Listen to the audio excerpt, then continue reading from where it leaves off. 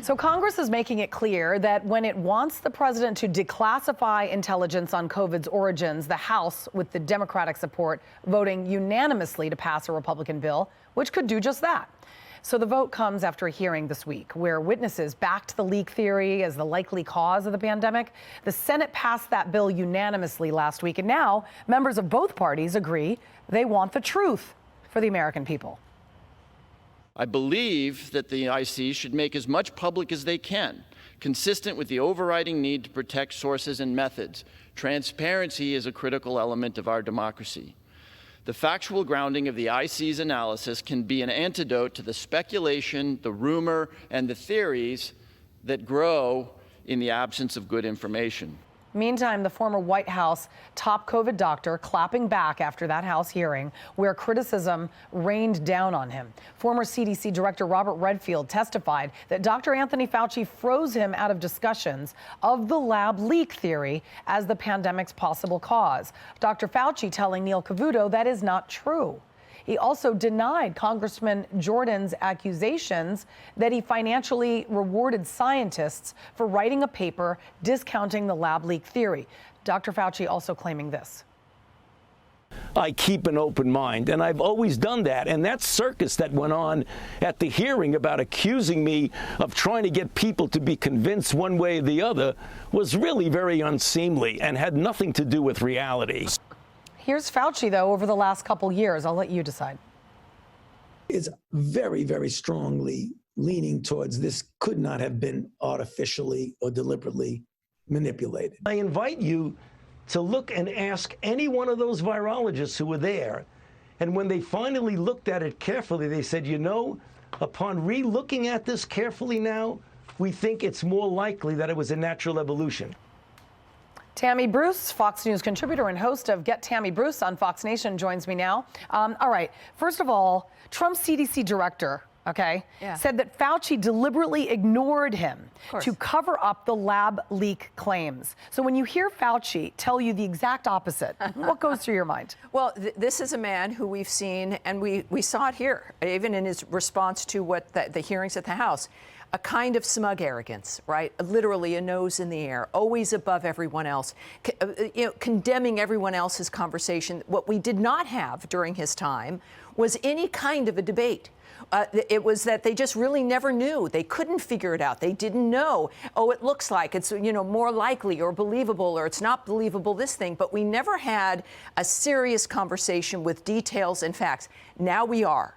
And he seems to be very upset about that. If he is so sure, he should also welcome any kind of an investigation that is going to show us if it really did come out of a wet market.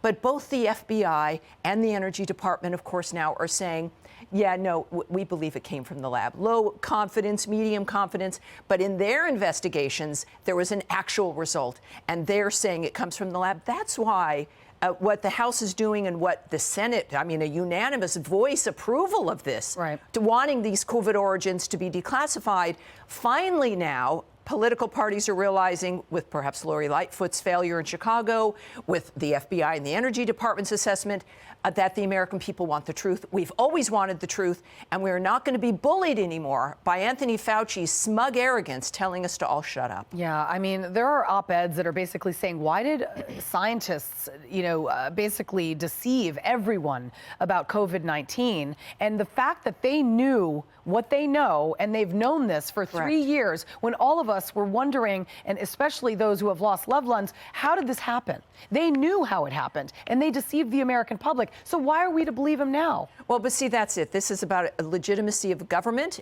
how we trust the government, if we do or if we don't. There's something much larger going on. There seems, look, he's got another book coming out. They've got legacies they're worried about. Individuals are getting filthy rich, extraordinarily powerful, and they like that. And the way to maintain that requires, I think, this kind of misleading of the American public. How you get to become a multimillionaire in public service has always been a question for the American people. As our lives have declined, their lives continue to move up. So we just want fairness. We want transparency and clarity. The world deserves that, because you can't solve a problem by guessing at the cause. You can't do that with cancer.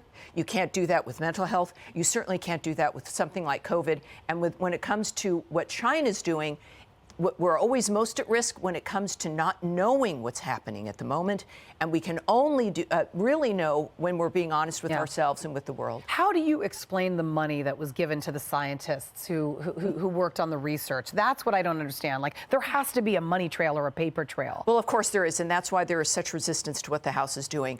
It's always follow the money. Of course. That's why this is happening. And the good news is you can follow that trail if you're willing to. The Republicans seem to be, making a concerted effort. Yeah. They need to keep that going. Yeah, the American public deserves to know. Me too. Transparency. And it's our money. It's our money and our lives. Don't forget the nursing homes. Keep being kept out of a hospital, not being able to bury a loved one. The insanity they put us through for something that was just unacceptable across the board. Yep. All right, Tammy Bruce, thank you so much. Thank Great you, to ma'am. see you. Thank you. Hey everyone, I'm Emily Campagno. Catch me and my co-hosts Harris Faulkner and Kaylee McEnany on Outnumbered every weekday at 12 p.m. Eastern, or set your DVR. Also, don't forget to subscribe to the Fox News YouTube page for daily highlights.